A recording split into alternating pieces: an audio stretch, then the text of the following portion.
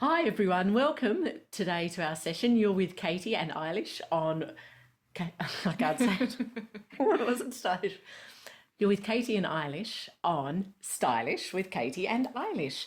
And today we're talking about. We're going to talk about body weight and fashion, and this is, yeah, it's a little problematic, so we're throwing ourselves right in the deep end here and just going to see what we come up with. Yes, and I mean, we've got.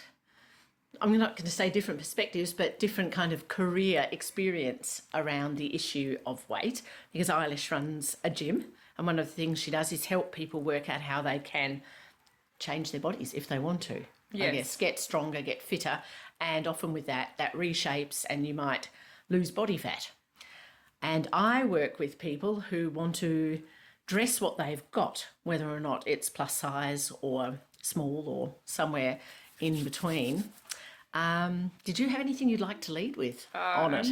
I'm quite excited now we started talking about this. It's like there's so many different ways that we can approach it, and one of the things that just jumped into my mind just then was the way that our bodies change, and then perhaps our fashion needs to respond to that as well. So when you go from, the super skinny, this is what immediately jumped into my mind at least, it was, like the super skinny kind of body that the clothes drape off, and you have those like very small, elegant blazers, and then all of a sudden the shoulders are bigger, and like this might be something that you have strived towards and achieved, but it's almost like your fashion sense and your curatorship of like your own wardrobe then needs to change in response to your body as well. Yes, I think it does.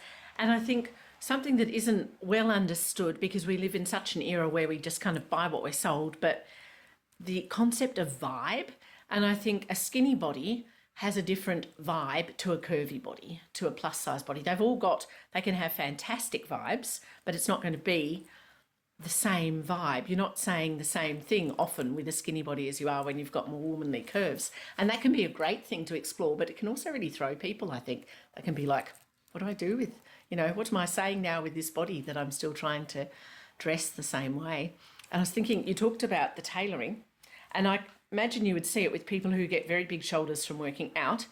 It's a really different vibe now to, I think of points of contact with clothing. A lot of fit, particularly a fit of fabrics that aren't stretchy, is to do with where the clothing touches the body, and how it sits will be determined by that. When you are very thin, or say if you're a lady with big shoulders, some people are naturally that kind of shape, things hang off your shoulder. That's your primary point of contact. But if you are bigger in the thighs, say like a lot of the women I knew in Africa, that was their biggest point. So if they're wearing a dress, it was kind of loose here, sometimes even a little bit loose here, and that was the biggest point of contact. And it gives different fit challenges, it works differently with different fabrics, and it just looks different.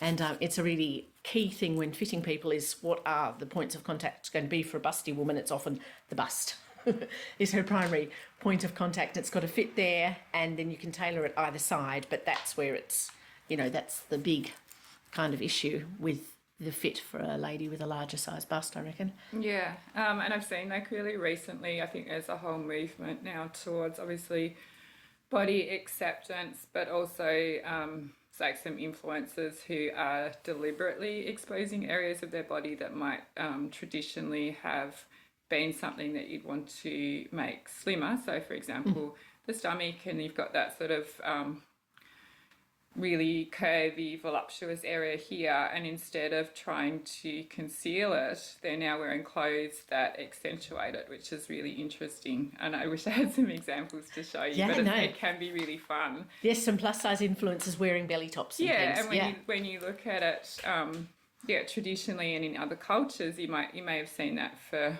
I don't know, you could probably tell me decades or centuries, but when we see it in popular culture and sort of repackaged as something that looks quite beautiful and fashionable. And I think we're talking about weight in a way right now as though it were just another element of getting dressed and of, say, we're talking about it like it was height or hair length, which I think is a healthy way to talk about it. But honestly, a lot of women don't view it like that, do they? It's not like, oh, I'm tall. They're not like, oh, I'm plus size. It's like, Yeah. I have had so many women that I was working with. I'll say, do a colour analysis and we'll get to the wardrobe edit. And then we'll get to, okay, now you've got nothing in your wardrobe. We probably need to go and buy a couple of things. They're like, no, not until I lose weight. And it's like, it's disproportionately large in their mind. Like the importance of being a certain size or shape is huge, Yeah. but partnered with their inability to achieve that, they feel. Yeah. And so it's this terrible kind of vicious, they feel terrible about themselves and helpless to do anything about it. Yeah.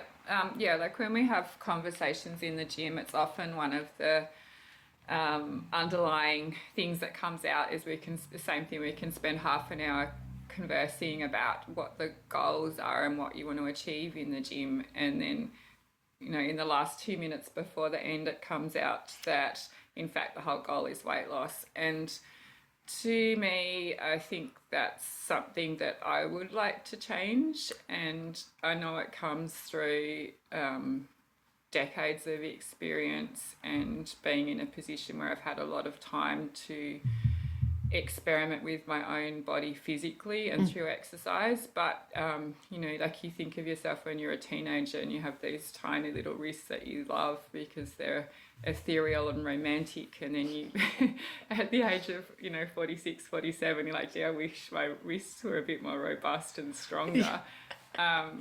That comes with education and experimentation and experience, but it's something that I would like to share.